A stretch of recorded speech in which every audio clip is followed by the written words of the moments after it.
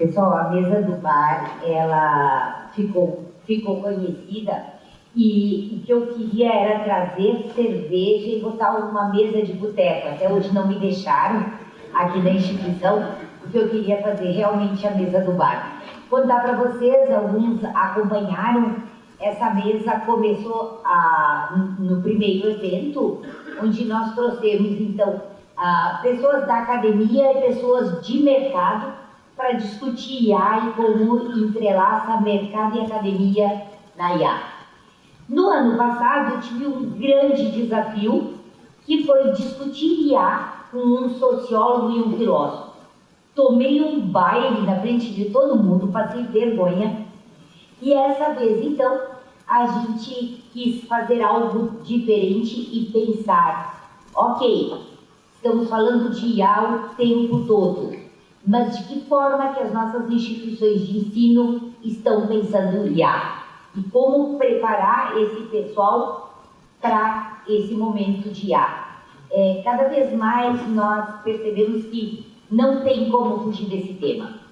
E para isso, então, eu trago o Gustavo. O Gustavo eu conheci pessoalmente hoje, a gente já tem conversado, mas conheci hoje, então, ensino.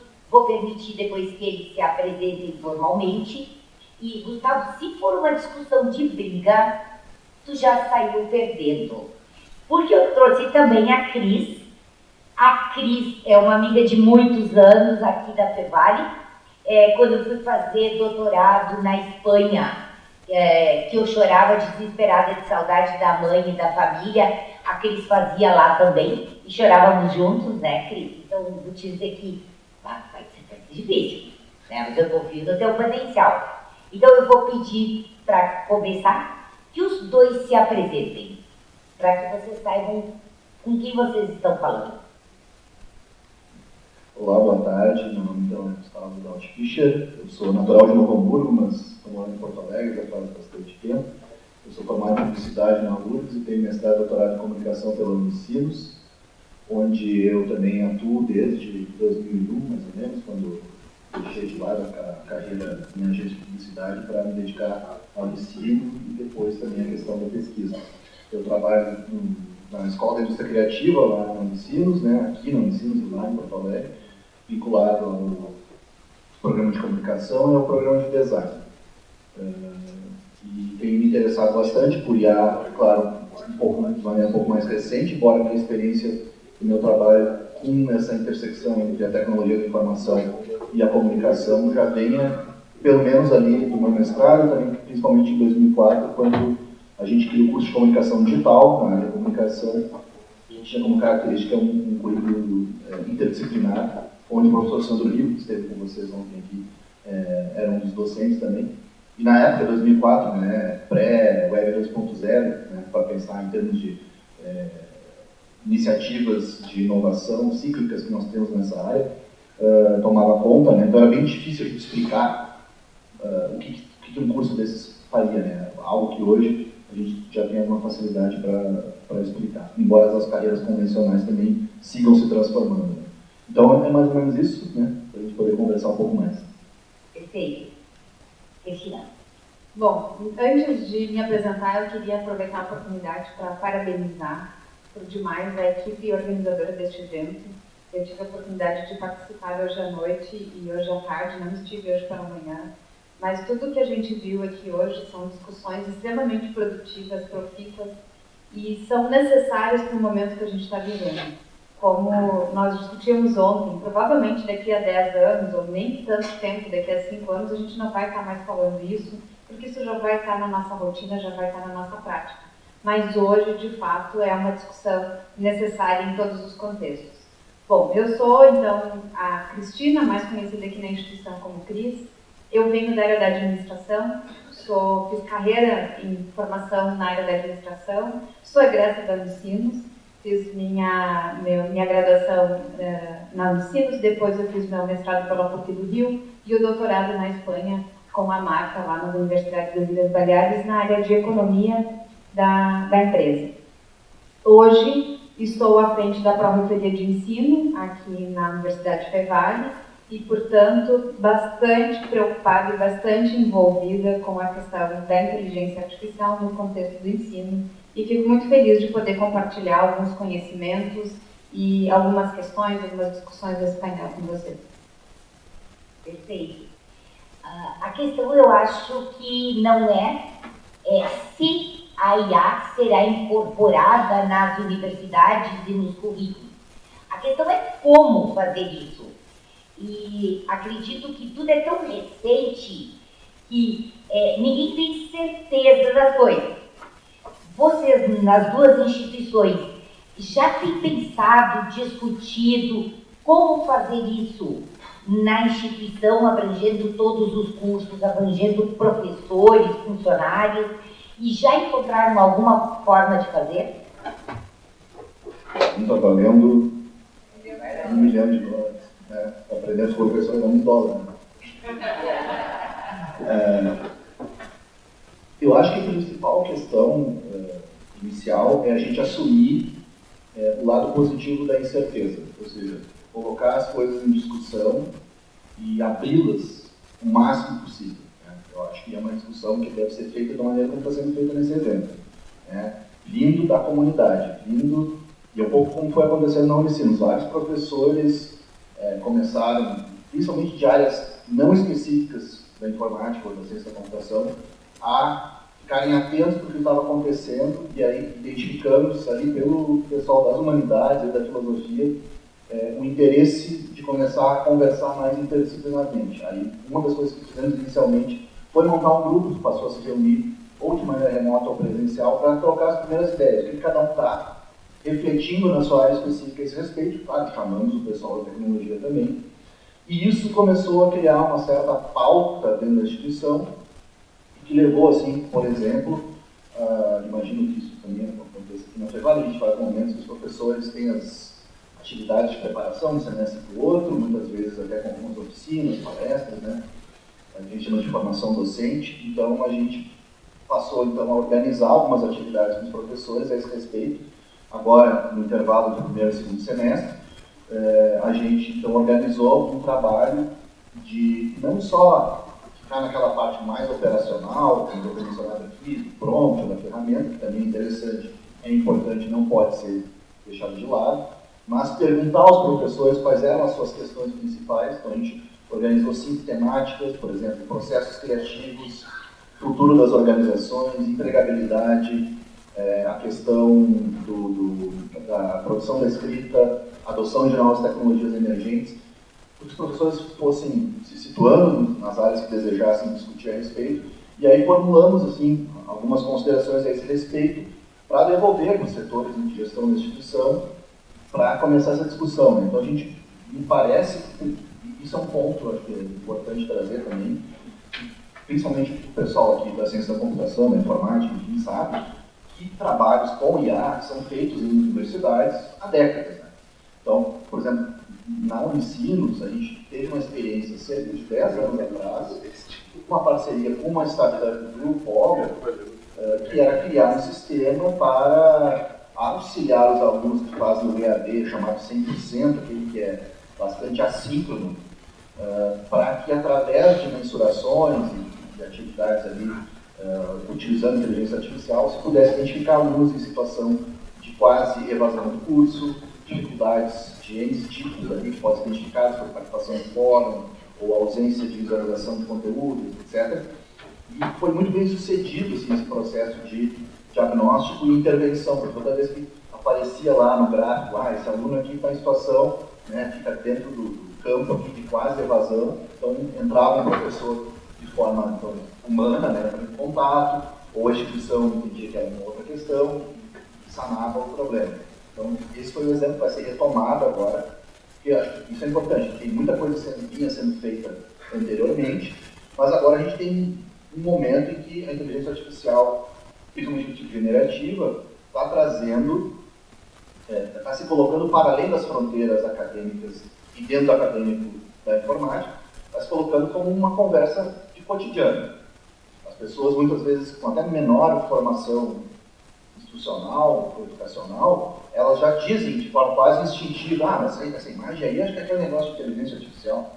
Então, todo mundo parece que está... Todo mundo. É uma conversação, alguns anos atrás se falava mais fake news, agora se fala IA. Um pouco mais para trás era metaverso. Então, tem algumas coisas que rondam o campo tecnológico e que tomam conta do cotidiano das pessoas. Quando toma conta do cotidiano, outras áreas começam a prestar atenção, e no caso da IA a gente tem, né, uma questão forte que de alguma forma parece que retoma, né, quando a gente começou a ter internet em sala de aula, que é a paranoia com questões de cópia, questões de direito autoral. Eu chamo um pouco de paranoia porque essa reação inicial muito conservadora, ela é muito inibidora. Ela é inibidora da experimentação, ela é inibidora da criatividade e, principalmente, de tomar conhecimento do que está acontecendo. Então, nessa oficina com os professores, tinha um professor, desculpa, mas é de engenharia, tem que entregar, né? Na primeira fila, eles, isso aí, olha, não dá, ChatGPT não dá, não sei o que, não sei o que, isso aí vai emborrecer os alunos, etc, etc. Tá, professor, mas o senhor usa calculadora na sua turma? Aquela calculadora que o pessoal da engenharia tem que comprar? Não, eu uso e tal. Processo de automatização, né? Então, assim, a gente, o ser humano infelizmente, muito previsível, né? Ele se assusta com algumas coisas, né? A gente sabe que, evidentemente, que existem preocupações, inclusive, do meio ambiente, né? O consumo de GPUs e tudo mais, o modo como hoje os servidores estão colocados nas grandes plataformas em lugares de consumo de água, consumo de recursos naturais, é absurdo. Isso são questões, portanto, que afetam multidisciplinarmente, né? E, portanto, essa preocupação precisa aparecer. E aí eu fecho assim, a primeira intervenção, acredito assim, nos projetos de pesquisa da instituição, na relação desses projetos com a comunidade local, que eu acho que também é um papel muito das nossas instituições aqui. A gente traz muitas ferramentas e questões que são macro hoje, atingindo pessoas nos diversos espaços aí do nosso planeta, mas a gente tem que pensar um pouco o que é essa IA mais local, né, tropicalizada, digamos assim, né, porque é um processo hoje também de construção de imagens, de reconhecimento, de construção de identidades, enfim, questões que a própria internet já fundava lá atrás. Então, projeto de pesquisa, envolvimento local, currículos, né? Então, o que significa trabalhar IA no currículo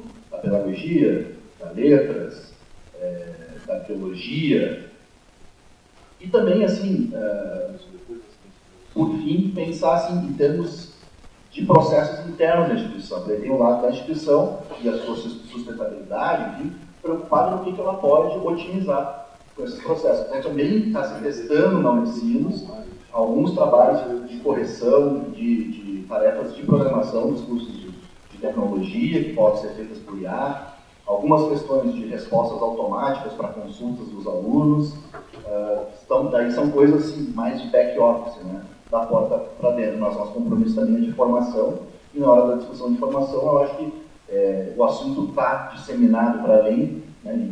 Isso eu agradeço muito, né, parabéns muito pelo evento, estou aqui meio de intruso da comunicação, porque eu acho que aí tem um ponto assim, fundamental do ponto de vista da aprendizagem. Eu acho que eu já vi vários debates assim, onde as pessoas diziam assim, a internet estava ficando chata, né? Tudo plataformizado, tudo templatizado, não tinha mais nada disruptivo acontecendo. Claro, para quem olha a internet como um usuário um pouco mais comum.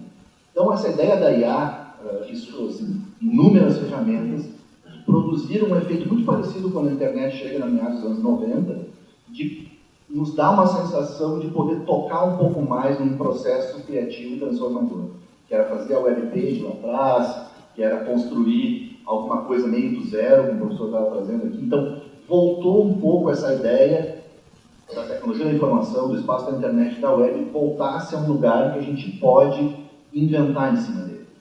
E isso é uma coisa muito importante que as preocupações que são legítimas não podem barrar.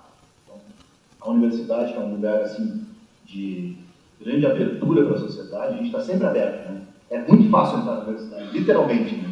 Caminhar ou entrar no processo seletivo. A universidade é um lugar super, e é muito positivo isso, né? Ele é aberto. Então, por isso que a gente acha que o compromisso da universidade é sediar esse debate, que é contraditório, por isso que ele está na universidade. Então, acho que um pouco que a Unicef está fazendo é isso, né? Tateando bastante, né? E também reconhecendo que tem muita coisa em andamento daqueles especialistas, né? Como a área está representada aqui, está desenvolvendo há bastante tempo, né? Porque eu também acho complicado o pessoal da informática falar, mas agora vocês querem também se meter na IA. Nós estamos aqui, ó, há horas carregando pedra e agora vocês vêm aqui pegar os louros, né? Mas, enfim, existem questões hoje com relação à escrita, conversação, área da linguística, uma série de áreas, né? Enfim, é um pouco disso assim para começar. Obrigada. Eu vejo como interdisciplinar. Então, não pode mais se dizer que é da informática, não é? É interdisciplinar. Cris, aqui na instituição a gente teve diversas fases e acho que algumas fases bem marcantes, assim. Nós fomos inicialmente, inclusive, instigados pelo próprio Conselho de Administração há 2 anos atrás, sendo cutucados no sentido de o que a instituição, o que a universidade está fazendo em relação à inteligência artificial. E esse movimento foi muito interessante, porque a gente começou a discutir isso no nível do planejamento estratégico. E aí a gente passou por uma segunda fase, onde a gente teve um certo susto, e o pessoal daqui vai lembrar, quando nosso sistema de computacional bloqueou o acesso à inteligência artificial, porque era tudo muito perigoso, porque nós tínhamos toda uma preocupação com a proteção de dados, né, da invasão dos computadores, então nós tivemos uma discussão bastante grande em cima desta questão, não sei se vocês passaram por esse movimento também, mas nós passamos por isso, e quem aluno nosso aqui deve ter sofrido um pouco com essa questão, para depois, então, nós avançarmos e nos abrirmos, de fato, para a questão da inteligência artificial. E aí, nesse sentido, nós tivemos, assim, um primeiro movimento mais estruturado por parte, inclusive, da pesquisa. A gente organizou no primeiro trimestre desse ano, primeiro em janeiro e depois em março, uma formação mais direcionada para os professores pesquisadores. Nós tivemos a participação de alguns profissionais que já trabalhavam com isso, e a gente mergulhou, de fato, nas ferramentas para dar o suporte para a pesquisa. E aí, quem é pesquisador, quem faz todo o processo de coleta de dados, revisão sistêmica, da literatura, todos esses movimentos, né, ficou realmente impressionado com a agilidade do retorno que se tem. É muita produtividade. Coisas assim que a gente levava dias para fazer e agora em meia hora você tem, às vezes nem isso, né? O que nós discutimos já nesse momento, e aí tem muito bem a sua fala, que é a questão de nós sabermos do que nós estamos falando, para ver se de fato aquilo faz sentido. Porque você entra com um conjunto de dados, avalia, e aí o resultado que vem realmente faz sentido para aquele teu contexto. Então essa foi uma preocupação bastante grande. Você gera uma entrevista, faz uma entrevista com 15, 20, 30 pessoas, depois usa uma IA para fazer uma síntese, para fazer categorias. Essas categorias de fato fazem sentido para poder fazer essas análises, vocês têm que ter um conhecimento prévio para poder validar esses resultados. Então, a gente teve, nesse primeiro semestre, assim, um envolvimento bastante grande dos professores pesquisadores e, agora, a partir do segundo semestre, um movimento mais intenso dos docentes, né? Começamos com formação docente também e é impressionante a questão do próprio paradigma, do preconceito que o docente tem em relação à inteligência artificial, que eu trouxe de um exemplo do engenheiro. E não é só engenharia, a área da saúde tem, o pessoal da administração tem, o pessoal da educação tem, e tem porque enxerga a inteligência artificial como algo que vai produzir pelo aluno sem desenvolver. Então eu vejo que o grande desafio nosso vai ser, de fato, incorporar a IA como um mecanismo adicional de desenvolvimento de competências para o aluno. Então, de fato, Marta, a pergunta não é se a gente vai ou não vai usar, a gente vai ter que usar.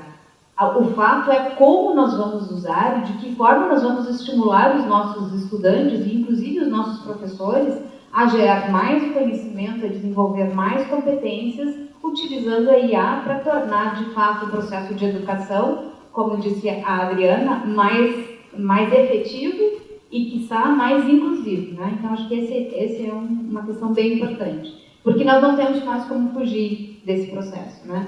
E sim, né, olhar para a IA como uma ferramenta de otimização para os nossos processos internos, sem dúvida, talvez as instituições de ensino estejam atrasadas, porque as empresas já voaram nesse sentido, né? Então, acho que, corroborando, nesse sentido, estamos no mesmo patamar.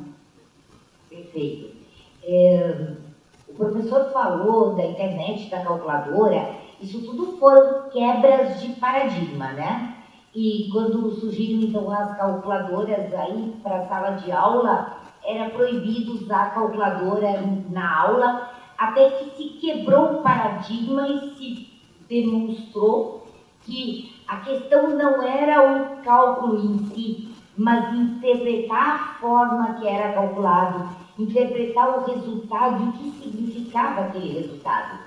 E a partir daí, então se suavizou e passou a usar calculadora em sala de aula. A internet foi outro exemplo, né? É proibido usar a internet. Recentemente, é proibido usar o celular em sala de aula. Não pode usar. Deixa na caixinha, na porta, em algumas escolas que a gente vê aí nos municípios e tal. Então, tudo isso é uma quebra de paradigma. Agora, como essas mudanças tecnológicas no uso da IA quebram todos esses paradigmas e como nós vamos preparar professores para essa quebra de paradigma? Porque uma coisa é preparar os professores aqui na universidade, que já estão aqui lecionando. E a outra é nós olharmos para os cursos de pedagogia, que estão preparando os professores para toda a rede de ensino, para serem nossos professores depois. De que forma que a gente vai pensar, não agora no nosso imediato, mas naqueles que nós estamos formando? Se eu fui olhar os cursos de pedagogia de uma forma geral, não estou falando só de preparo, só de ensino, eles têm, quanto tem, uma disciplina de introdução à informática ou à tecnologia. E nós queremos que esse nosso professor trabalhe usando essas ferramentas. O que é que nós, enquanto instituição, podemos fazer para mudar isso? Eu estava pronta assim, para falar. Eu penso que o Brasil está tendo um movimento muito interessante, porque agora, recentemente, né, saiu uma nova diretriz por parte do MEC, que a partir dos próximos, né, nós temos 2 anos para adequar os currículos da pedagogia e de todas as licenciaturas para fazer com que 50% deles seja presencial. Então, isso a gente diz assim, poxa, por quê, né? Mas tem um motivo por trás disso, que é a questão realmente da qualificação, da preparação deste professor que vai atuar com a educação básica, que vai atuar tanto no ensino fundamental quanto no médio, para que ele consiga dar conta das demandas que estão naquele contexto. E sem dúvida, às vezes as pessoas podem dizer assim, mas acho que com esses recursos todos que a gente tem, talvez o papel do professor seja minimizado. Eu acredito que não, eu acho que ele vai ser potencializado. Porque a gente precisa trazer a parte do ser humano. A máquina não tem sentimentos, a máquina não tem acolhimento. O Diego apresentou ontem, o Diego no Diego, né, a questão da fala, da escrita, né? Quando tu fizeste a transcrição do teu áudio ontem de noite com os 2 estilos, a IA vai transcrever palavra por palavra, não vai colocar, por enquanto, emoção. Né? Então, esse processo, essa intermediação do professor e o papel do professor vai ser, para mim, cada vez mais importante. Ele vai precisar saber lidar com toda essa questão dessa tecnologia e tornar ela adaptável para o aluno que está aí na frente. Acho que também a gente precisa, talvez, identificar a diferença entre a utilização de uma tecnologia e o modo como essa utilização vai ser feita nos diferentes níveis e etapas do aprendizado, né? A gente, se não me engano, está tendo uma discussão no governo federal sobre, ou no nível estadual, de proibição dos celulares, né? Federal para ensino fundamental, me parece. Até. E por quê? Mas isso está baseado em evidências a respeito de cognição, aprendizado. Não se trata de extinguir a presença da tecnologia para as crianças, mas discutir e pensar formas disso fazer parte de uma experiência de vida que deve ser mais ampla. Tanto é que, apesar de estarmos sendo visualizados pelo YouTube, estamos aqui presencialmente, e são experiências distintas, cada uma com suas potencialidades e limites, né? Com relação à formação, eu acho que seguimos na direção que o professor, como aquele sujeito mediador de uma relação, mas que também pode, principalmente o professor de uma área não técnica ou tecnológica, né? Ele voltar a curtir a ideia da curiosidade que ele tanto quer que seus alunos tenham, né? Eu me sinto numa posição de aprendizagem diante da inteligência artificial. Quando a gente já está num certo percurso da vida, algumas coisas meio que vão se repetindo, né? A história de dar a mesma aula, a gente nunca dá a mesma aula, mas às vezes está lá, tu olha, né? Tem uns 4, 5 aulas, pronto, vou dar uma remixada aqui, porque hoje esses caras estão mais nesse perfil e tal. E às vezes a gente começa assim, tá, mas o que posso trazer e tal? Eu normalmente perco mais tempo preparando aula do que escrevendo artigo. Me dá muito mais interesse eu fico muito mais curioso, às vezes, do que a minha turma, em termos de descobrir as coisas e querer compartilhar. Então, assim, a gente conseguir passar para os alunos essa curiosidade diante da ferramenta e fazê-los interrogar a ferramenta, e não só ter uma atuação, talvez, um pouco mais padrão com a ferramenta, que eu acho que é importante. E, por isso, é melhor assumir a IA dentro da sala de aula do que escondê-la. Trabalhar junto com o aluno sobre isso. Agora, na formação, de novo, que princípios sobre o uso de inteligência artificial em curso de pedagogia ou cursos de licenciatura devem ter? Porque a gente hoje está reportando na realidade com esse cenário. Mas, né, daqui a 2 a 3 anos, a gente sabe que muita coisa de IA vai estar invisível. Já tem muita coisa invisível dentro do Photoshop, dentro do Word, dentro do Gmail, que já estava até antes desse hype todo, e já está acontecendo, né? Então, não necessariamente a gente tem que esperar a universidade, sei lá, adquirir assinatura de tudo que é ferramenta, mas quais são os princípios que permitiriam, há um tempo atrás a gente já colocava pensamento computacional nas disciplinas, né? Há mais tempo era lógica, né? Se ensinava lógica.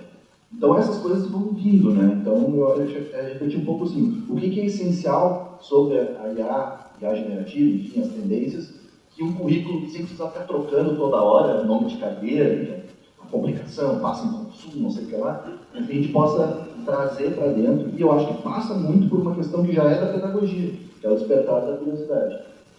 Até complementando que eu trouxeste essa questão do uso do celular em sala de aula, ou talvez celular, computador, por mais que tenham estudos nesse sentido, me parece que há uma necessidade de trabalhar a conscientização do uso. Então, a proibição vai dar muito mais vontade ainda de ver.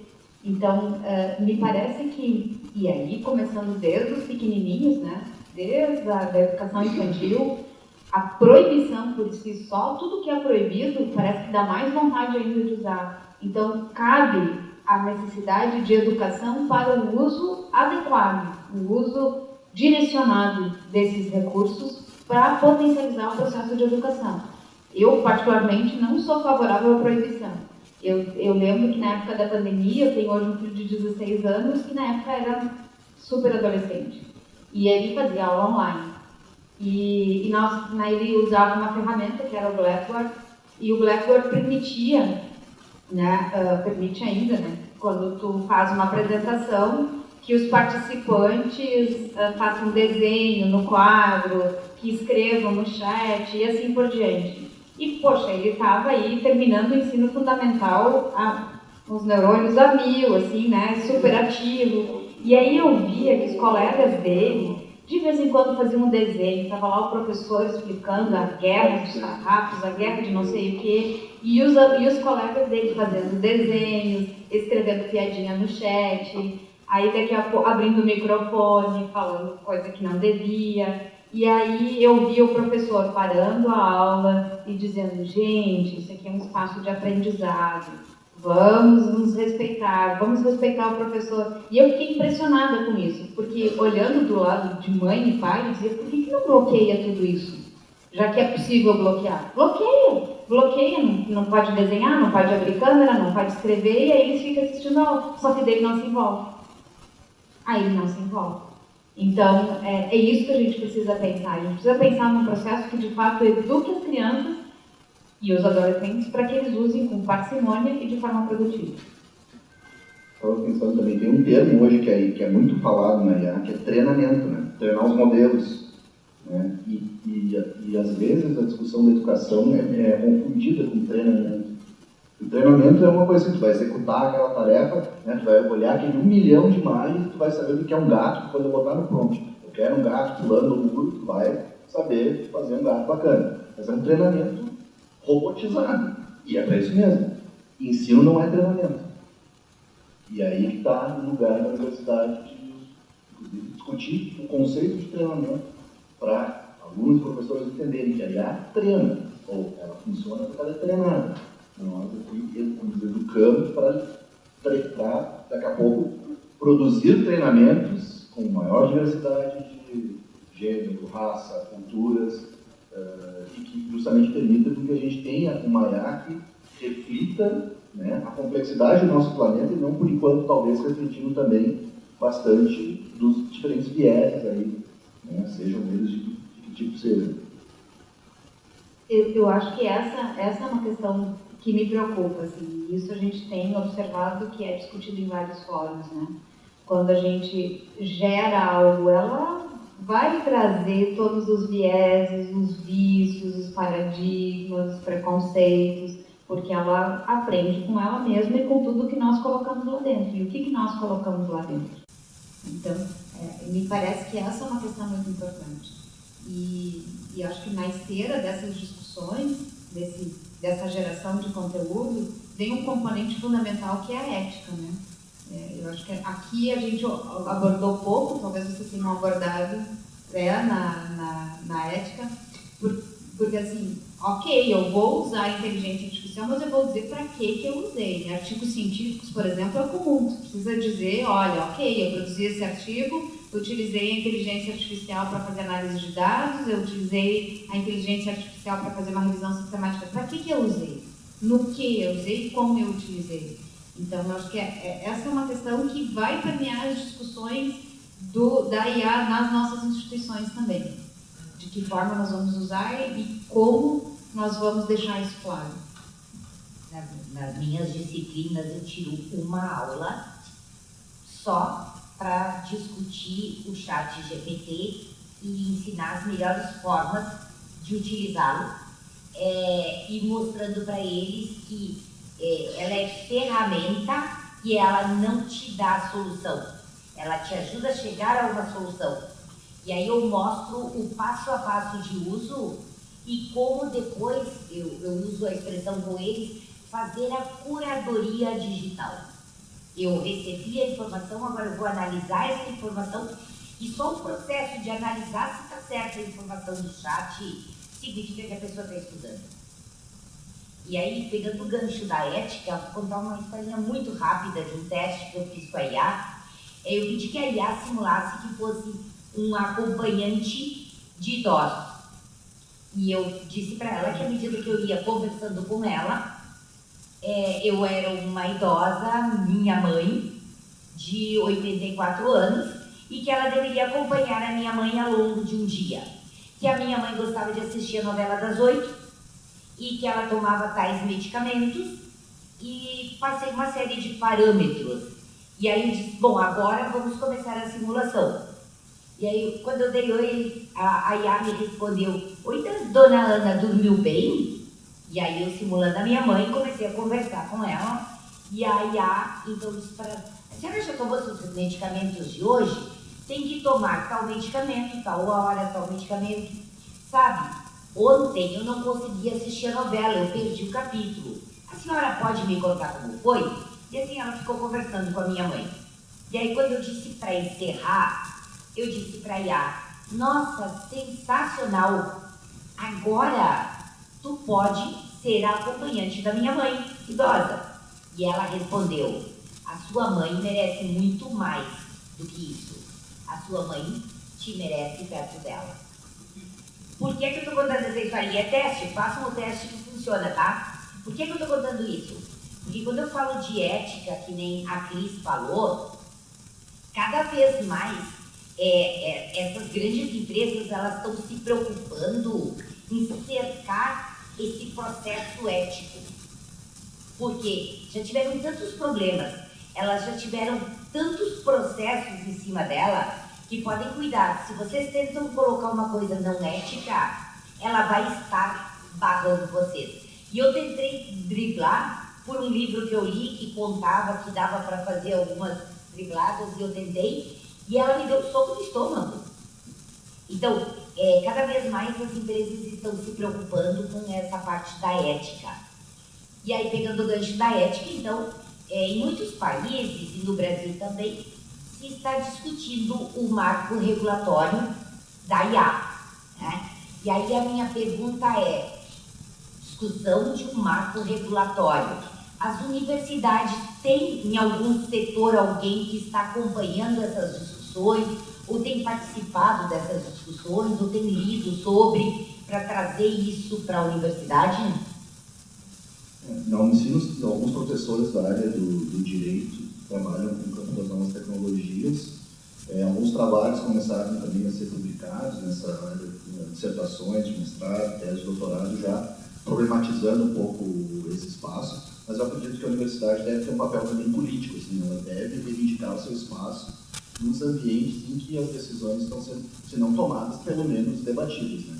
Então, por exemplo, a gente tem o Comung, né, das comunitárias, tem fórum de pró-reitores, tem outros espaços que as instituições devem também se colocar, assim como as associações das áreas específicas, né, que também muitos professores têm um vínculo também no mercado de trabalho. Então, acho que o papel da universidade é se colocar como um ente público para além, né, do seu espaço também de pesquisa, que é importante e relevante, até porque essa discussão é uma discussão de tensionamentos e negociações, né, permanentemente. Na Europa tem uma regulação, isso também mostra, muitas vezes quando uma ferramenta é lançada, está em tais países, não está em outros, às vezes vem do Brasil, às vezes não vem. Né? Eu acho que quem se interessa por essa perspectiva mais, digamos assim, tecnocultural ou sociológica da tecnologia, tem que ficar percebendo nessas manchetes um pouco do que está em discussão,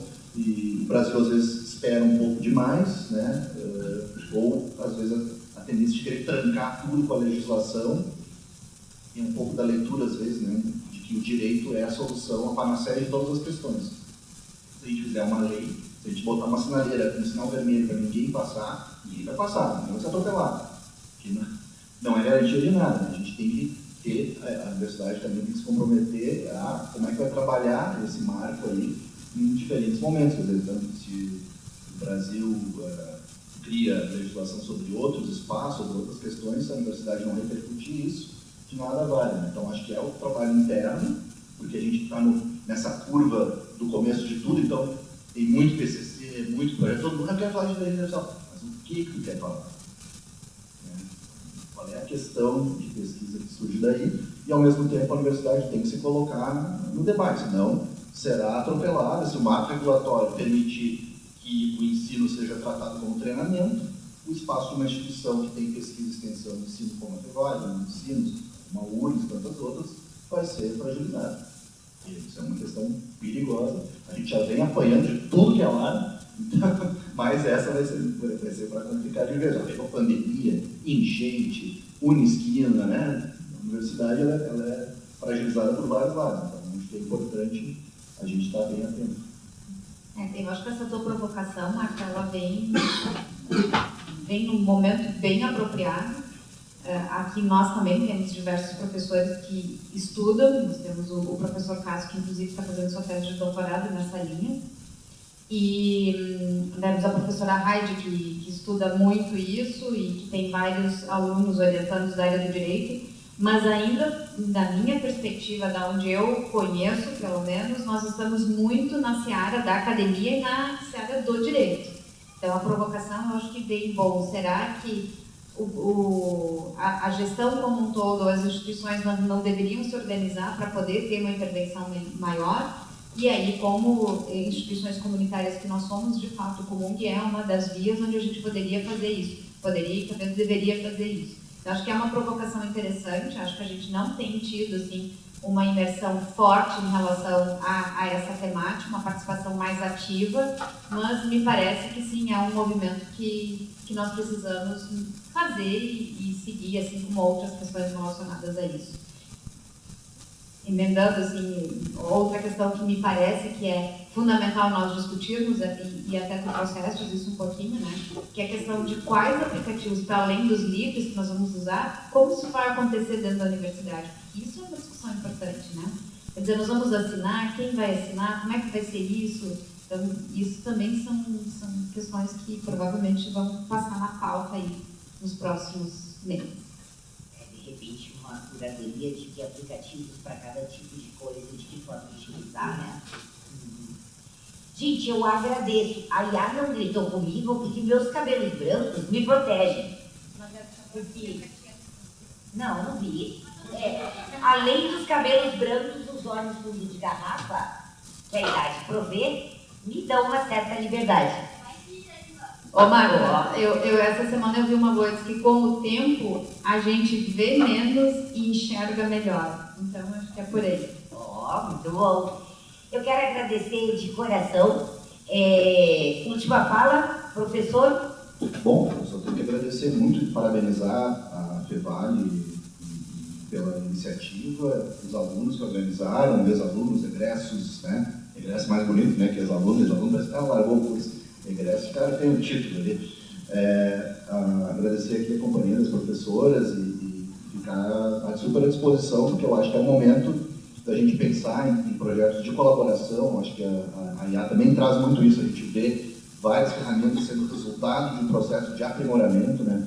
E esse evento é uma grande iniciativa na medida que traz assim, as nossas instituições aqui do Vale para trabalhar juntas e buscar e incentivar cada vez mais esse espaço. Quem sabe a gente possa trazer mais alunos da Unicino daqui ano que vem, outras áreas junto, né, na medida que a gente está vivendo um momento que é essencial. Só vamos ter esses primeiros anos para estabelecer algumas coisas, e isso é bem importante. Então, muito obrigado.